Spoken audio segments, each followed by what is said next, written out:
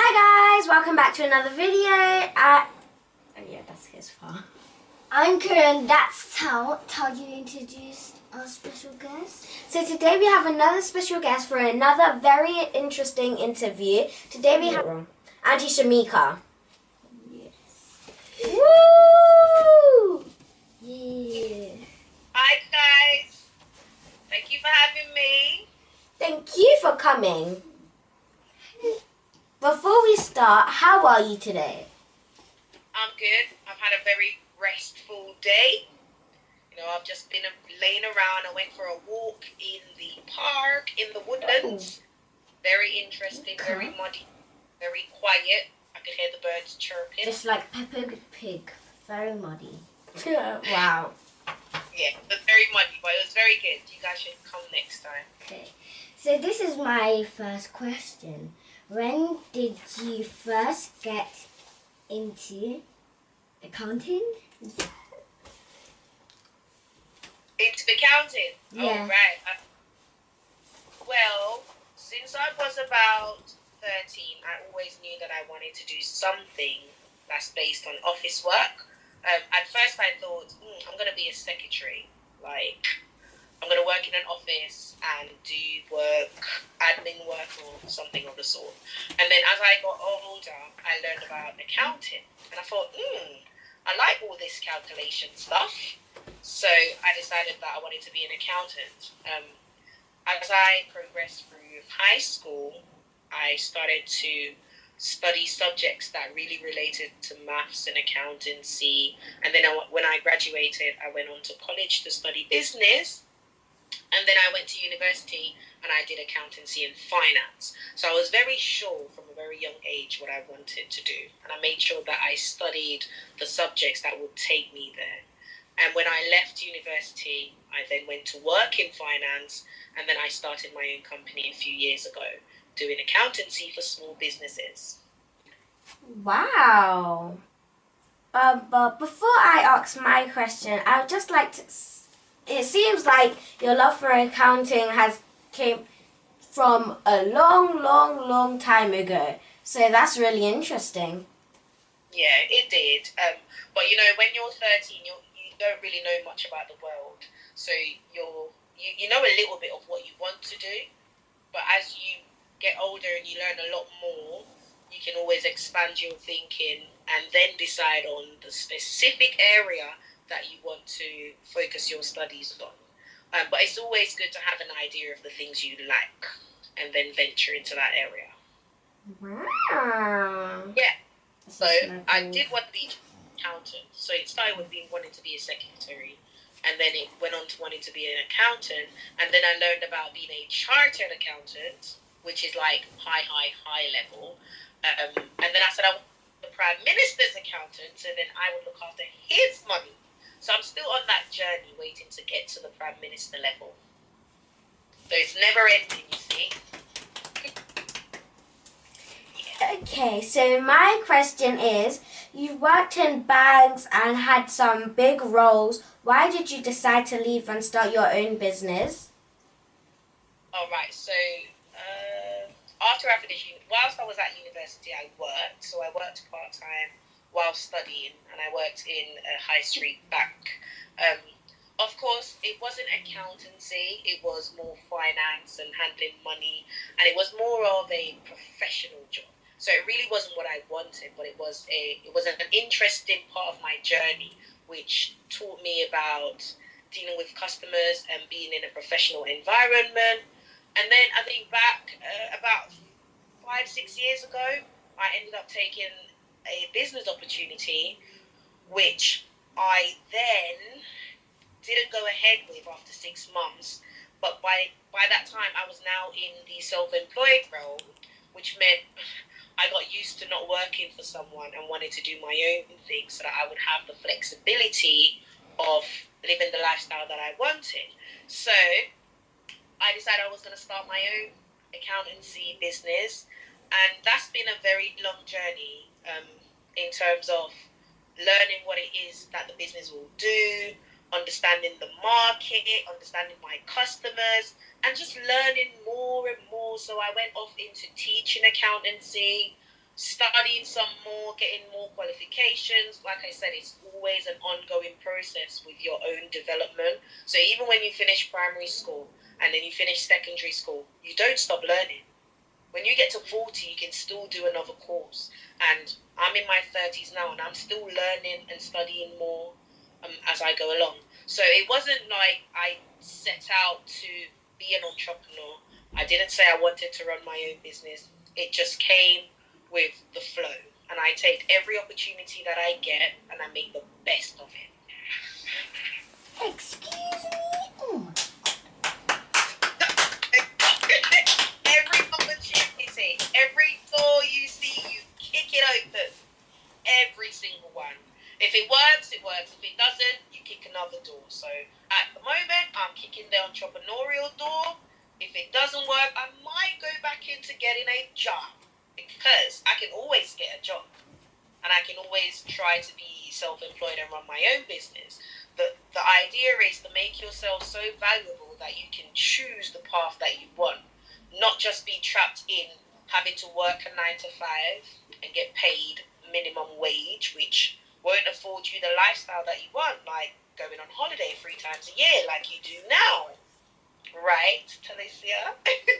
Going to Canada and going to New York and the things that you do. You don't want to get trapped into that. You want to make sure that you have the opportunity to make money in other areas that you may not want to continue in, but you've got the opportunity and you can take it. So make yourself very flexible, which is what I am.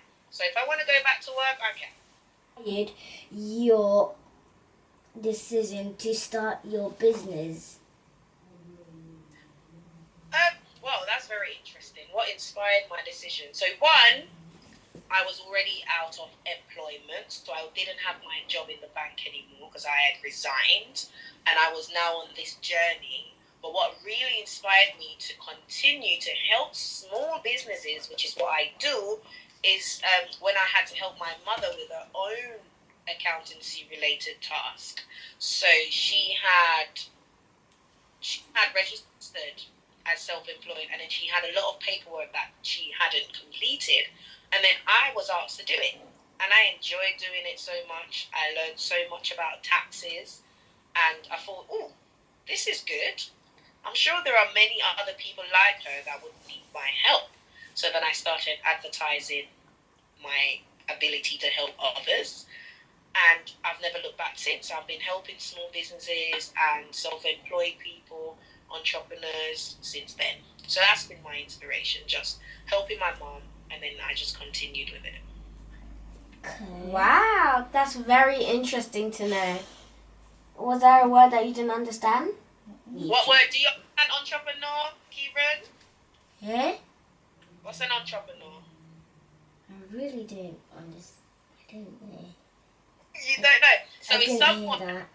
runs their own business and takes risk and opportunity. So if you say, oh, I want to work for myself and I want to sell bag juice, like what you drink in Jamaica, and you go out and you find the bags and you find the flavors that you want to put in the bags, and you decide to make them, seal them, and then start selling them to your friends and family.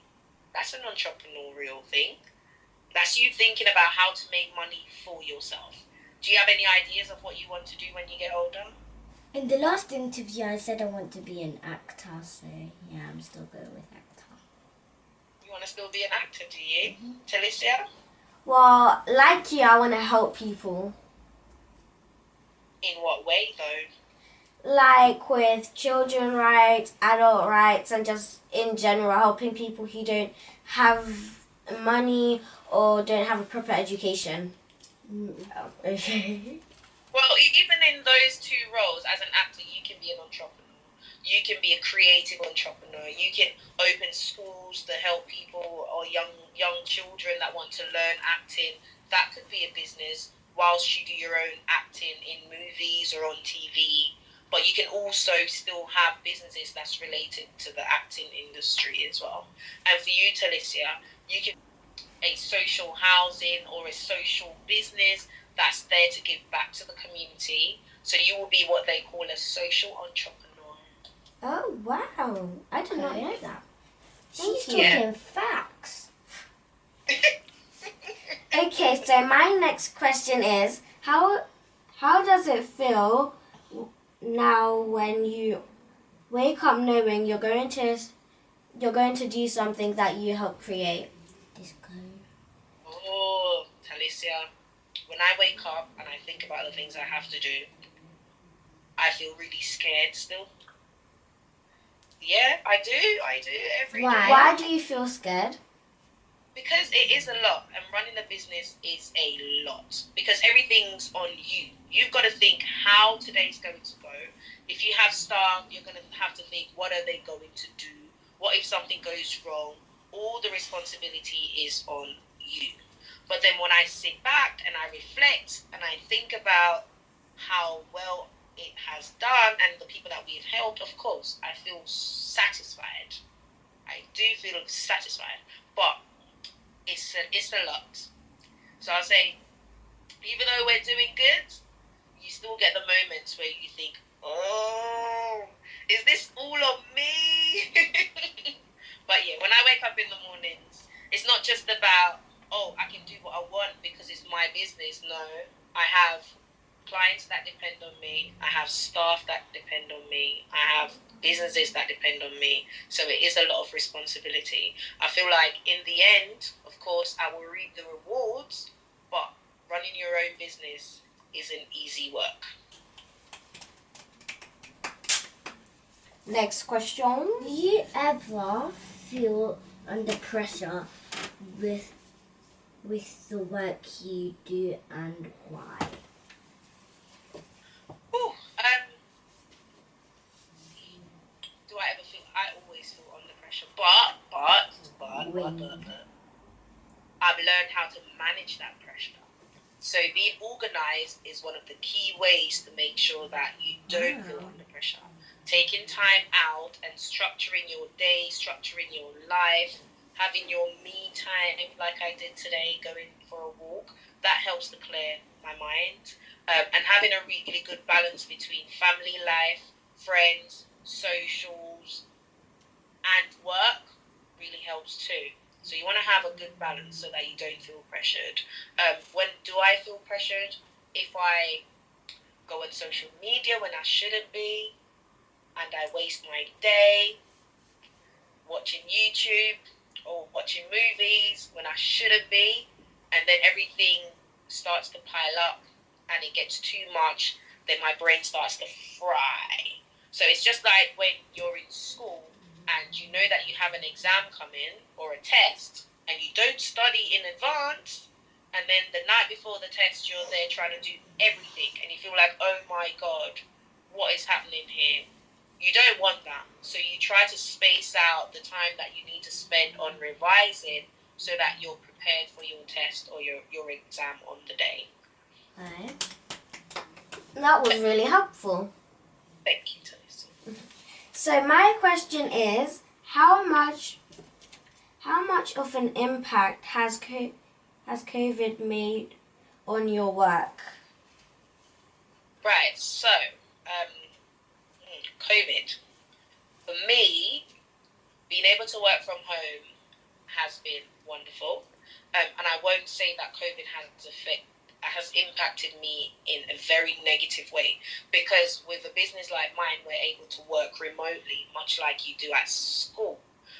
Of course, I'm not in the office, so when I'm at home, I'm probably not as productive as I should be because I want to watch Netflix and I probably want to go cook, and then I probably want to start cleaning up, tidying up, or I see something that, there's a lot of things to do in the house. So that doesn't make me as productive as I would be if I was in the office. And then having to manage staff whilst they're working from home, that's also proven to be a little difficult and different in terms of them doing what they want to do, because they also want to watch Netflix and they also want to sleep in until 10 o'clock or 11 o'clock in the morning.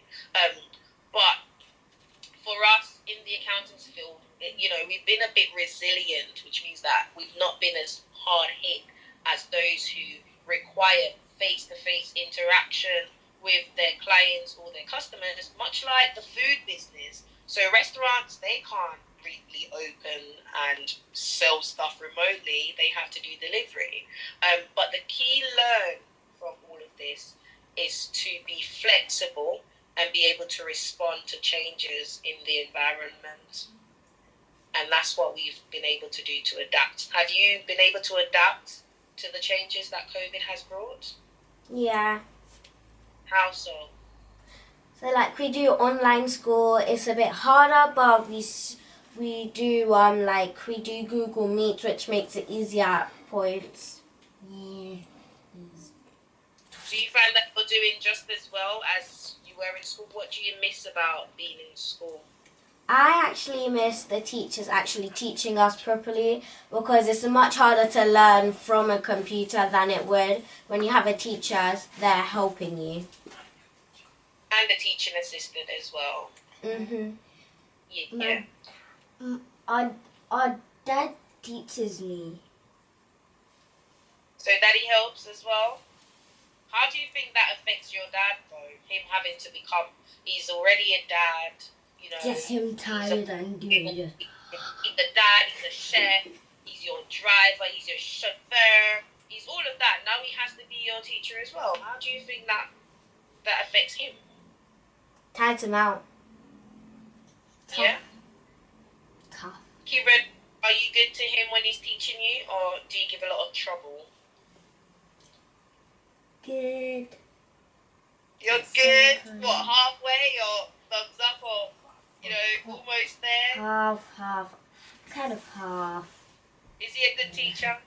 Yes, he very Definitely. much is. He Out of always 10. pushes me to just do my work, and that gets me motivated. Oh, wow. Oh, that is great. I'm going to have to give your dad might have to give him a teaching job at your school. What do you think? Oh. Yeah, I would love that if he was my teacher. Oh, I would love it. Wow. Oh, wow. Ooh. I hope my children say that. So if you had a choice to go back to school or be homeschooled, what would you choose? I don't know. Homeschooled. With your dad, Kieran? Yeah. Are you a daddy boy? Definitely. What about seeing your friends? Because there's also the social element of it, where you want to play out in the playground with your friends, you want to see your friends, and drink from the water fountain in the summertime. Would you miss that? Yeah, kind of. But I care about family more. Oh, okay. Oh. Talicia, what about you? I have no idea. Because homeschooling is easier, but natural school is much. But I don't know. Well, maybe you can comment in the comment section, say what they would prefer. So yeah. Comment down below what you would prefer, guys. Please. Yeah, homeschooling or natural school. What mistake have you made that you'd recommend no one make when starting a business? Of course, I didn't make any mistakes, okay? Wow, so you are very educated when doing your business. Well, I took things really slow, and the one thing I would say to make sure you do is do research into what you want to do before jumping into doing it. Don't be scared, but make sure that you're equipped with enough knowledge to do what you want to do, and don't just, well, some people do take the risk and it works, but I'm not that person. So I would always recommend making sure that you prepare, spend time in preparation, in understanding, so that you don't make many mistakes. Like, things will go wrong. There are people who started business just before COVID. They would have done their research. They would have prepared themselves. And then something that's beyond their control would happen, like COVID. One day, this is what I'm going to do. They often find themselves in a rubble. So I'd always say, prepare before you execute your plan. If you fail to plan, you definitely be planning to fail. That's my word of advice. Yes. Okay, so my final question is, name 5 things about your Jamaican culture you love the most. Running barefooted outside in the road. Yeah. Wait, can you say this in Jamaican? No, what? I don't remember how to speak Jamaican. Oh my gosh. All right, wait. Let me put on my Jamaican hat. Run outside barefoot without shoes. So you can feel your foot bottom. 1. 2. When time we used to go to beach for Sunday, especially El Shop, and we used to eat the festival fried fish and going out the water till we finger them wrinkle up, yeah, and we skin look grey and soggy. 2.